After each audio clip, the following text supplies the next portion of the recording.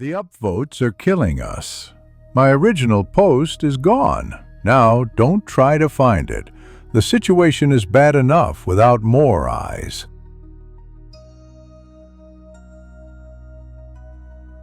It started the week I finally hit submit on my first story in our nosleep.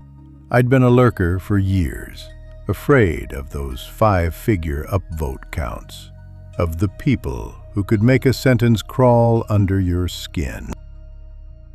Thought they were just other fans. I was wrong. The first upvote came from Ike from Stave, Idaho. I knew it because the second he tapped that little arrow, he popped into my bedroom like someone had opened a door in thin air. It sounded like a cork. Snapping sharp, small, undeniable. He landed on the carpet, breathless, his cheeks flushed, hands fumbling at his pockets as if for a wallet that wasn't there. "Who the hell are you?" I screamed, half-dressed, whiskey glass sweating on my dresser. "Who are you?" he said, mirroring me. He scrambled toward the door, phone in hand, trembling. He screamed into it. When the line went silent, a popping sound announced someone else. A girl with thin glasses materialized by the couch, phone glowing in her palm. More pops and more people, each one a face I'd never met until the moment they appeared, each one holding their phone like a talisman. At first, we thought it was a prank. Then we tried to leave. The door wouldn't open. Not by force, not by keys, not by the screwdriver Frank from Texas pried from my junk drawer. Windows held tight. We smashed furniture against the sliding glass, only to be met by the muffled indifference of the street beyond passers-by who didn't hear us, whose footsteps blurred into the hum of a world that didn't know we existed. The phones, most of them were dead. Some had a single stubborn bar. Others had nothing at all. I ran to my laptop and reloaded the page. The post sat there like a trap with a number attached. 108 upvotes. 108 arrivals. We tried everything.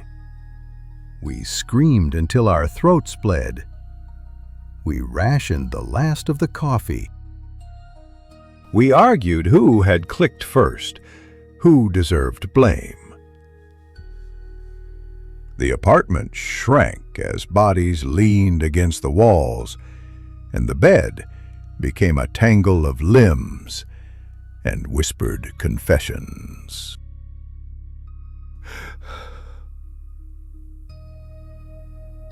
The stranger from the forum with the bad haircut sobbed for his son.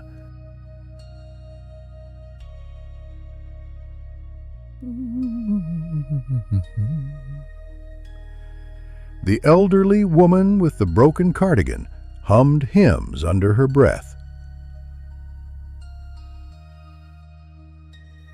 They were real people. They were terrified. The smell started 3 days in. At first, it was a tang of sweat and stale beer, the familiar rot of closed rooms. Then something sour threaded itself through the air, tinny, metallic, like an old wound left open.